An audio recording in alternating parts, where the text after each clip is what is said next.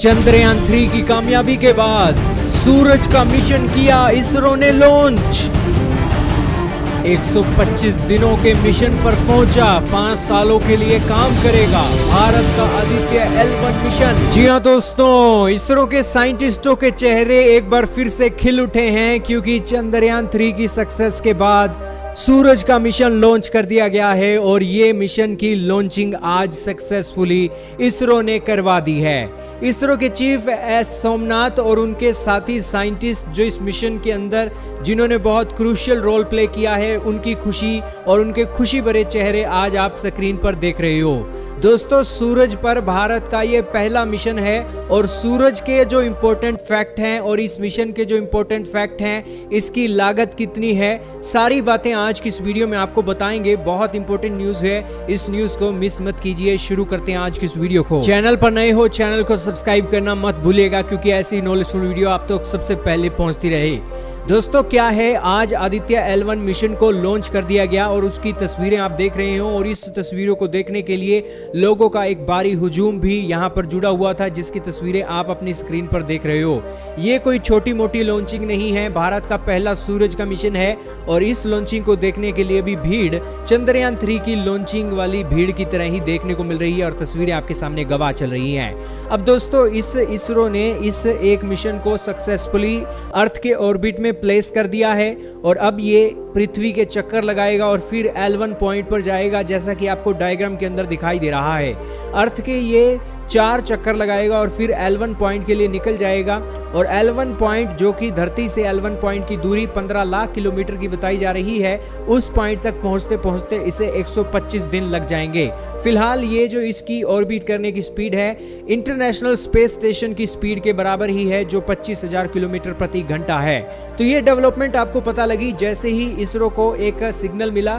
कि यहाँ पर Aditya L1 mission 4th phase को कंप्लीट कर चुका है और अपनी ट्रैजेक्टरी के अंदर स्टैब्लिश हो गया है। तो इसरो के साइंटिस्टों ने एक दूसरे को बधाई देना शुरू कर दी और इसरो के चीफ ने यहां पर पूरे देश को सूचित किया कि यह मिशन सक्सेसफुली प्लेस कर दिया गया है और अब धीरे धीरे आपको और कामयाबियां मिलने शुरू होंगी। ये मिशन की खास बात यह है कि यह सूरज की स्टडी करने के लिए भेजा जा रहा है और धरती के ऊपर कई ऐसे देश हैं जिन्होंने एक मिशन भेजे थे सूरज को स्टडी करने के लिए पहले, लेकिन भारत उस मिशनों को छोड़कर अब L1 पॉइंट पर अपने मिशन भेज रहा है, जिसके चलते सूरज को स्टडी किया जाएगा। इस मिशन की खास बात यह है कि यह सूरज के अंदर से निकल रही अलग अलग rays, x rays, UV rays और सोलर प्लाज्मास के ऊपर यह स्टडी करने वाला है और ये जो एक रेज हैं किस तरीके से अर्थ के एटमॉस्फेयर को इन्फ्लुएंस करने वाली हैं, उसकी स्टडी भी ये करने जा रहा है। इस मिशन का जो एक टाइम फ्रेम है 5 सालों का बताया जा रहा है और हो सकता है कि ये 5 सालों से भी ज़्यादा समय तक इस L1 पॉइंट पर रहे और लगातार सूर्य के बारे में डाटा इकट्ठा कर करके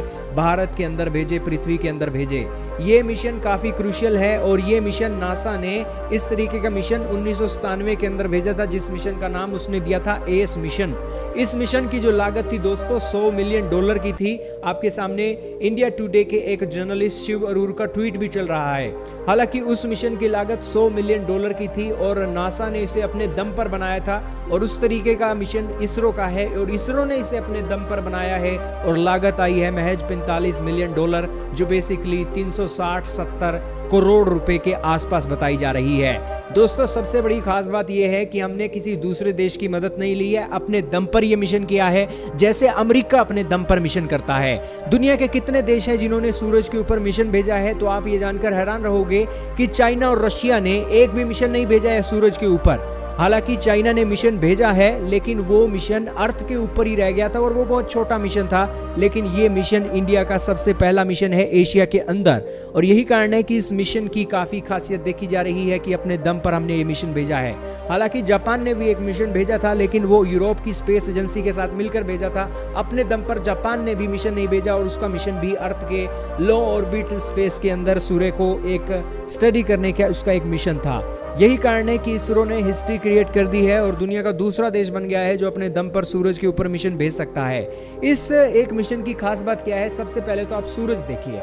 सूरज से एक पृथ्वी की दूरी 15 करोड़ किलोमीटर की बताई जाती है और सूरज से जो एक प्रकाश की किरणें निकलकर धरती पर पहुंचती हैं उनकी जो रफ्तार है 3 लाख किलोमीटर प्रति सेकंड की है। यानी कि 1 सेकंड के अंदर सूरज की किरणें 3 लाख किलोमीटर का सफर तय कर लेती हैं और इससे आप अंदाजा लगा सकते होंगे कि किस तरीके से 8 मिनट के अंदर सूरज का प्रकाश 15 करोड़ किलोमीटर का सफर तय कर लेता है। यहीं पर ये जो एक यान है, इस यान की स्पीड भी अब देखी जाएगी 125 दिनों में कितने एक कंप्लीट करता है। लेकिन ये जो डेवलपमेंट है काफी इंटरेस्टिंग है दोस्तों। सूरज लगातार एक पृथ्वी पर एक बड़ा रहस्य बना हुआ है क्योंकि सूरज के कारण ही पृथ्वी पर जिंदगी संभव हुई है, क्योंकि इस सूरज के कारण ही हमारे जो प्लेनेट है इस ब्रह्मांड के अंदर खो नहीं रहे हैं और सूरज की ग्रेविटी के कारण ही ये सारे प्लेनेट एक सूरज का चक्कर लगा रहे हैं और सूरज की रोशनी के कारण ही पृथ्वी पर एटमॉस्फेयर और अलग अलग गतिविधियां संभव हुई हैं। अब इस सूरज के ऊपर स्टडी की जाएगी, इसकी जानकारियां ली जाएंगी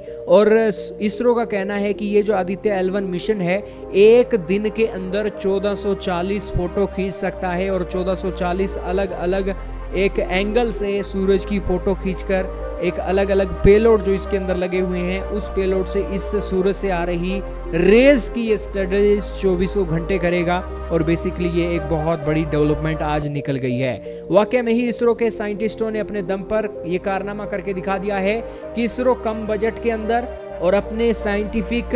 दिमाग लगाकर इस मिशन को करने में सक्षम है और आज इसरो जो कैपेबिलिटीज दिखा रहा है वो नासा के लेवल की दिखा रहा है। इस मिशन को देखकर जरूर नासा भी इसरो का पानी भरेगा और यही कारण है कि इस मिशन को लेकर नासा की भी पूरी नजरें हैं। खैर अभी नासा इसरो से काफी आगे चल रहा है क्योंकि नासा के पास बजट ज्यादा है, इसरो के पास बजट कम है और इस बजट की प्रॉब्लम से निपटने के लिए हमारी सरकार को एक ऐसा सिस्टम इसरो को देना चाहिए जिसके चलते कोई ऐसा प्रोडक्ट बनाकर एक जनता को दिया जाए जिसकी कमाई सिर्फ और सिर्फ इसरो को जाए और सरकार भी उसका टैक्स ना ले और उस प्रोडक्ट की सारी कमाई इसरो के साइंटिस्टों को मिले, उनकी पेमेंट और उसी के साथ फैसिलिटी के साथ साथ स्पेस के मिशन के अंदर उसकी एक खर्चा हो। यही कारण है कि दोस्तों हो सकता है कि ये प्रोग्राम अगर भारत के अंदर हो जाए तो इस सिस्टम के चलते इसरो का जो बजट का इशू है वो भी खत्म हो जाएगा और ये इशू के चलते कई लोग सोचेंगे कि हम तो फिर स्पेस के अंदर पैसा खराब करने लग जाएंगे। जी नहीं दोस्तों, स्पेस के अंदर पैसा खराब नहीं होता है।